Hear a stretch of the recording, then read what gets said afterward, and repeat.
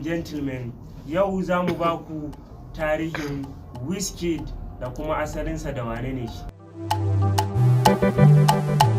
To da farko dai Wizkid sunan shi Ayodeji Ibrahim Balangun, wanda aka haifa a garin Surule Ikeja in 16 July 1960. Yanzu haka Wizkid yana da shekara 31.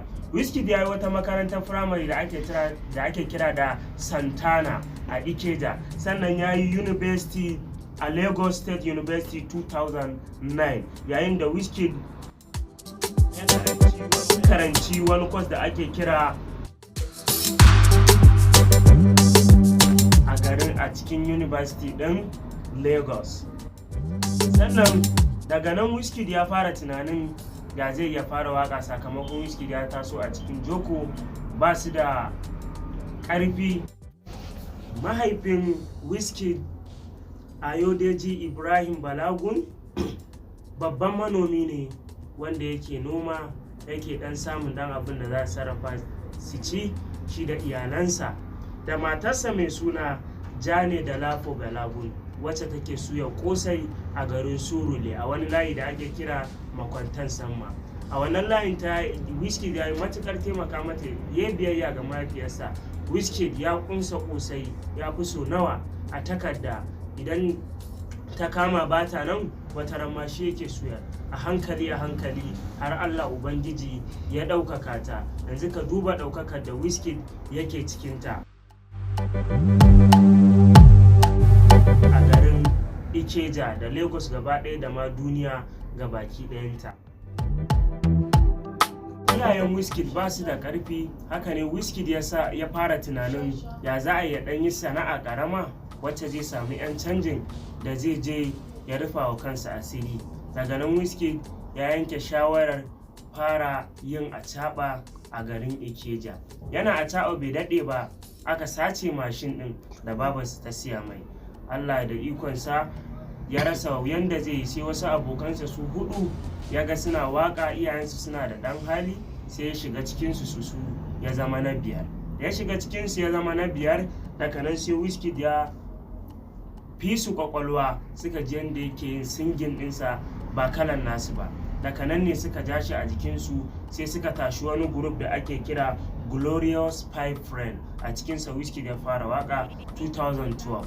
Daga nan Wizkid 2013 ya fara ɗaukan award ɗinsa na farko da ake kira MTV European Award. Sannan a 2015 ya ɗauki wani award da ake kira Best International Award. Daga wannan award ɗin Wizkid waƙansa ta fara boosting. A 2016 Wizkid ya yi waƙar I Love My Baby, wanda waƙan gaba ɗaya ta fara zagaye duniya. Daga nan ne ya samu wani producer da ake kira Kunkumi a Koyungo, shine ya ɗauke shi ya kai shi zuwa garin London. Daga nan suka haɗu da wani batu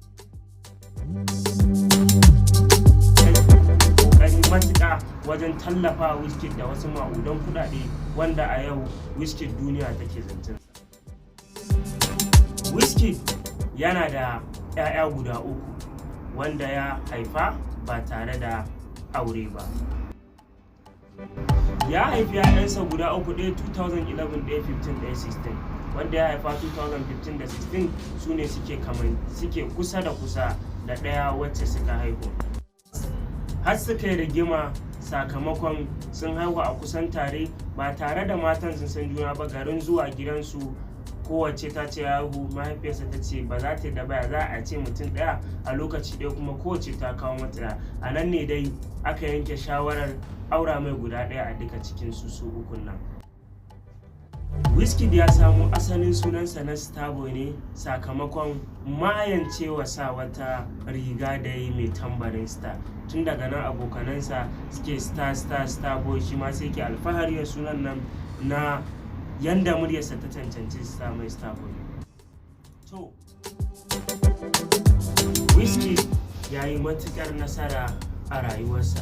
Me ya ja mai? Hakuri ga biyayya da ya yi wa mahaifiyarsa. Shi yasa biyayya ita ce karshen komai.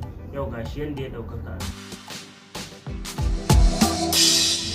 In ana cewa ba zai iya ba, wane ne shi? Celebrity mai tallan kosai, mai sai da kosai amma ya shiru ya ci gaba da abin da yake, bai damu da abin da mutane suke faɗa a kai ba.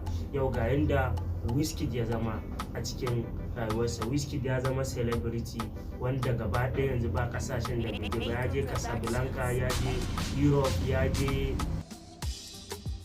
ƙasashe da dama ya zagaya su.